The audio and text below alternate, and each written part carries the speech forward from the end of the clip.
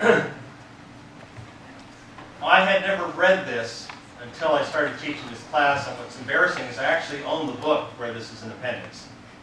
The Laws of Software Process by Philip Armour. It's been sitting on my shelf for years and years and years. And I'd never read this until I took over the class from Chuck. This was the first reading he had his students do. This may be one of the most important things you read in the entire class, because it gets at the heart of why software is so hard and why so many projects fail. This whole concept, software is a knowledge storage medium. That's how we tend to think of software. He's not talking about data or databases, whatever. Software encapsulates know-how. It encapsulates knowledge about solutions. And the problem is that when you start a new program, you may not know how to solve it. Indeed, if you don't know how to, the value, we'll talk about this, the value of a program, of the software developing, is often directly proportional to how much you don't know about what to do, because you're solving something new. I could go write a program implementing, say, quicksort. And it has pretty much zero value because the quicksort sorting algorithm has been around for about 30 years now, and everyone knows about it, and all the algorithms, books, and so on. If I wrote the equivalent of, say, Google's PageRank algorithm, that would be extremely valuable. I mean, Google knows it. Everyone tries to reverse engineer it. If I could start my own, search engine and have something as finely tuned and effective as their PageRank algorithm, I would have something very valuable. How much trial and error is it going to take me to accomplish that? A lot. A lot of research, a lot of time. So, software development is an inherently inefficient exploration and discovery process. We learn what works, but we also learn what doesn't work. And we can often spend an awful lot of time learning what doesn't work. That's what happens to a lot of software projects. They launch into it, simple matter of programming. We're going to go in, we're going to develop this, and this is going to be the great solution, and you get 6 months into it, and you're like, oh my gosh, I have no idea how to solve this. And you've got investors breathing down your neck, and you've got competition coming out in the marketplace with stuff that may not be as great as you were imagining, but is good enough. This is the inherent challenge you face in producing valuable software. That it is trial and error. And often it is a lot of error. How many of you had this experience of starting a project thinking, well, I'm pretty sure I know how to solve this, and getting deep into it and finally reaching a point where you're saying, I'm not sure I know how to solve this. You need to have that? Yeah. That's what he's talking about. Now, sometimes you do solve it. And there's that aha, and I did this, and this works. And suddenly, you've made a breakthrough. You have a payoff. Now, stop and think about this for a situation. Suppose you're the programmer, you've gone through 6 months of trial and error. You finally come up with a solution, and you're going out to lunch to celebrate, and you're hit by a bus and run over. Famous bus factory, truck factory. We'll talk about that one. And you didn't finish your coding. So someone has to step in. Now, that person first may not know that final step that you figured out the solution to solve it, but guess what the person also doesn't know? All the wrong stuff you did to get there. You lost, basically you lost the negative information as well as the positive. This is why turnover is such a critical issue, and we'll come back to this time and again in software development teams. People walk off with information And the reset isn't just losing part of the solution, it's losing a lot of the wrong answers. Which you then, we're back to reinventing the flat tire. How many of you, yes? I was going to say I have an example of that I'm experiencing right now. Is I need to rewrite a back end. Jeremy knows about it. He and I work in the same lab, but I have to rewrite a back end, and the guy who wrote it originally didn't comment amazing. He commented some, but not particularly well, and it is very complicated and very difficult to decipher exactly what he's doing. It's not cleanly designed, self-documenting code. And so I'm having to redo from scratch a lot of the things that he did in his code in a way that I don't understand. Other examples? Have other of you been in a situation where you had to pick up code that someone else worked on? Yeah.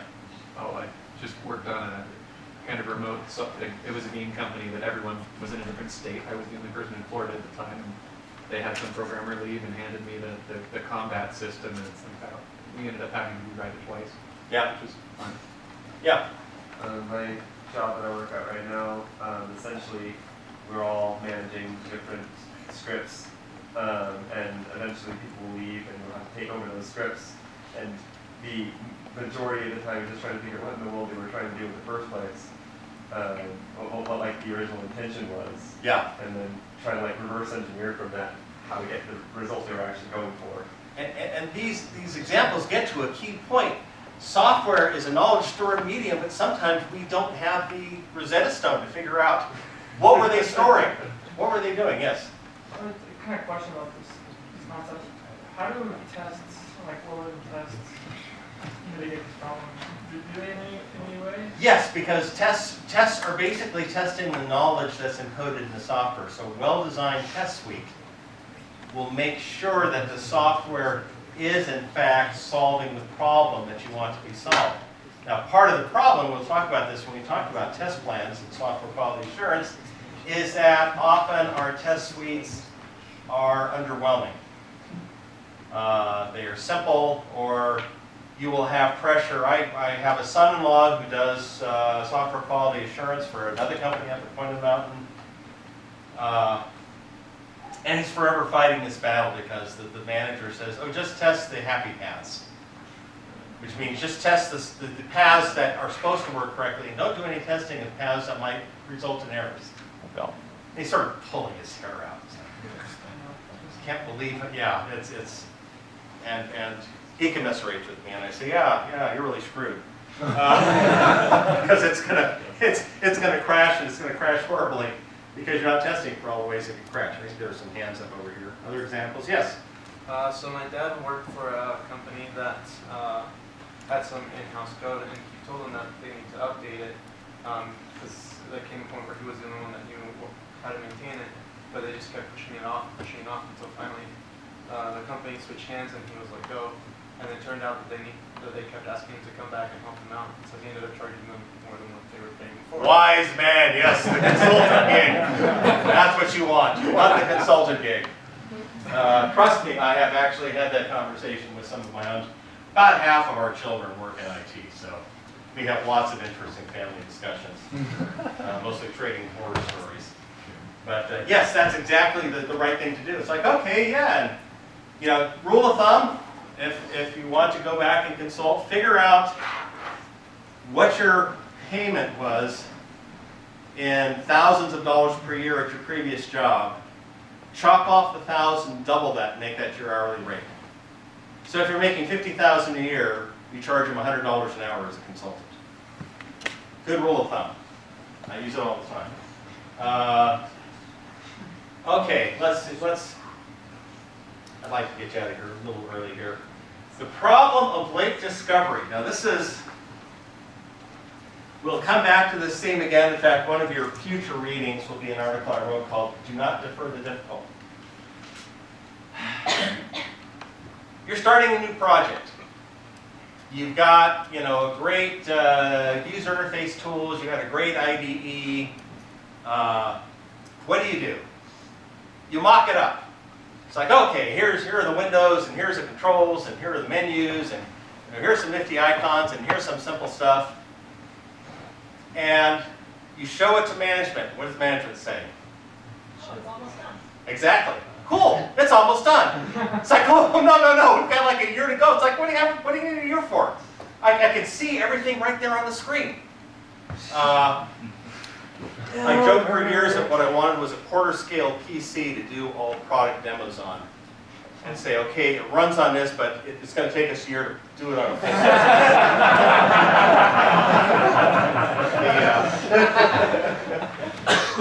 I seriously was trying to think if I could get a way to get a quarter scale monitor built.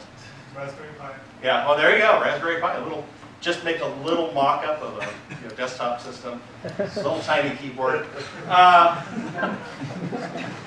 The problem is often we don't discover the most critical problems too late because we choose the low-hanging fruit. The natural incentive is that you want progress. You want progress, your boss wants progress, and you do all the easy stuff and you're pushing all the hard stuff off. You're getting a lot of 80% solutions. A maxim that I will quote here until you are just absolutely sick of it, and it didn't originate with me, is that the first 90% of a software project takes 90% of the schedule, and the remaining 10% takes the other 90% of the schedule. That's been around for decades, and it's still true. And this is the reason why. We defer it. We get down blind alleys. We work and get to a solution and realize ultimately this isn't going to work out. How many of you have had that experience of thinking that you're coming to a solution and suddenly you realize this approach just isn't going to work? Anyone want to give an example off the top of your head? Yeah. I was helping someone develop basically a tree expansion tool using D3, and the way they wanted the layout to work seemed feasible enough, but it turned out basically I figured out as I got deeper into it, it required like exponentially deeper calculations to calculate weird cases where like you go way up a tree and then you come back down like some cousin's line and the order has to be correct, and I just couldn't figure out an efficient way to render it for users. Yep. Other examples? Yeah. It's not my example. I had a friend back in CS236 who didn't realize he needed to make it object-oriented and had the first like 3 labs done entirely non-object oriented. It's like, like this doesn't work. This is really, and sometimes it's even doing Sundog, the computer game. This is sort of real-time space trading adventure game. At one point in the development, I had this we're talking early 80s. Okay, we're talking like 35 years ago. So Apple II, primitive graphics and so on. And I had this nifty idea for this one display. And spent about 3 weeks thinking, okay, I'm coding this up because this is going to work and this will be a nice presentation. And finally got it up on the screen and looked at it and said, no, that doesn't work. I mean, it was actually presenting the information, but I looked at it and said, no, this is just, the player isn't going to want to do this. I just don't like this. And basically threw away 3 weeks of work. So, corrupted knowledge. How many of you have dealt, and some of you have already said, how many of you have dealt with code where there's code that's in the code database and you don't know why it's there or what it's doing? Or whether it's, any examples people want to talk about? I work in a I used to work in a really large React app, and there was all the time people would just be doing like this blank equals blank, and never saw it used again, but I was always afraid to remove that line because you never know if something else is like looking for it, or so it just lived there forever. Yeah, other examples? And yeah. Working on Avasty, the last animation game project, came out in July, everybody should go and I came in partway through, and there were all these ability files that were the same thing, but it was like new version of this ability, new version of this ability. Even the files, and then once you entered the file, there were things that weren't being used and stuff like that. So it was a mess. We're cleaning it up now. Yeah, I mean this is the corrupted artifacts or remnants that may be misleading or obscuring. Digital, I mean, I don't want to discourage any of you, but almost all of you in your career are going to have to do digital archaeology. It's like, what is this code? What is it doing? Why is it here? What matters? I've been through the same example. I worked as a contract programmer at Apple about 30 years ago, and they had bought this multimedia package from an outside company, and I was hired as a contract programmer to make, basically to fix bugs and add features.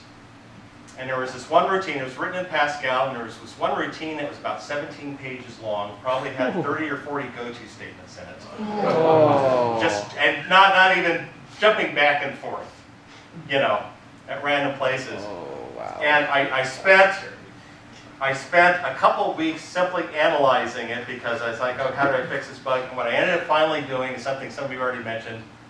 I basically reverse engineered the whole thing. Figured out what it was doing, analyzed it, and then from scratch wrote a brand new subroutine that did everything it did it in about a fourth of the size, and had no go-to statements in it. And after that, everything just fell out. You know, yeah, I had this feature fixed. You know, I fixed all the bugs and so on. This is a lot of what happens. You end up with this corrupted knowledge, and you've got to figure out what you're going to do with it. What the discovery process looks like. It gives the analogy of you're standing on the plain, you see the top of the mountain, and you start to work your way there. Have any of you actually done that before? Have you ever been to hiking and say, oh yeah, look, there's the mountain peak, we'll just go up there. I did this in high school. Lived in San Diego, there's this big, not even so much a mountain, it's a big rocky massif. Miles long and probably about 4,000 feet high in East San Diego County. And the group of us decided we wanted to hike to the top. And it was a disaster. Any of you from Southern California know Manzanita brushes? Okay, it's gorgeous wood, but it's the brush from hell. Okay. True story. It's got this bicolored wood that's absolutely gorgeous, but it's twisted. The bushes are almost impossible to push through. So we're sitting here wandering through Manzanita, and we think we know where we're going, and this is mild compared to what we did back and forth. We did finally make it to the top, but we ended up going down the other side because it was easier. So this is what happens when you're programming, or you're designing, or whatever. Dotted lines are the lines that don't work. And you spend time on them, and you discover what does work, and you discover what doesn't work, and you have a lot of effort that goes into it. Oops, I take the cap off.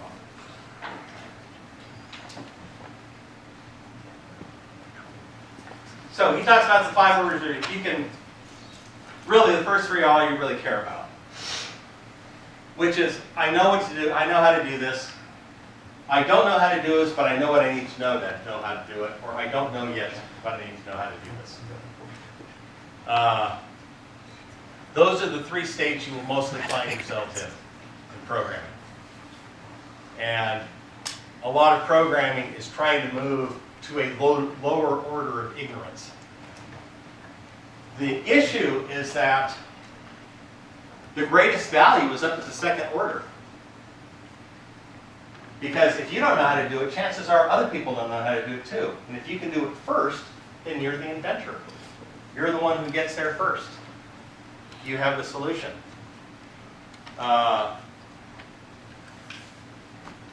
Since you all read this, I don't have to spend a lot of time here. So we got the same thing, you know. I know how to complete the system. I know what I need to know. I don't know yet what I will need to know. If you're at the 3rd order, I don't know how to discover what I need to know to complete the system. That's can be more valuable, but it's also trickier. That's the situation where it's kind of like, I want to do an app that no one has ever done before. And in the process of trying to figure out what that is and how to do it, you discover there's a reason no one's done it before. And I can't figure out how to do it either. There's this cloud. Nature of the process is to identify where we have ignorance. And the more we learn, the more we know how ignorant we are. That's philosophy 101. The greatest knowledge is to know we know nothing. Well, except we need to know something. Anyway. Any last questions or comments on the Armour stuff? This is really the core challenge to hard developing software. You are inventing solutions. And the more you know what the solution is, the easier it is, the less valuable your work is, by and large. Typically, that's technology you can go out and buy. That's why you buy libraries, that's why you buy IDEs, frameworks, engines. You let someone else solve that problem for you.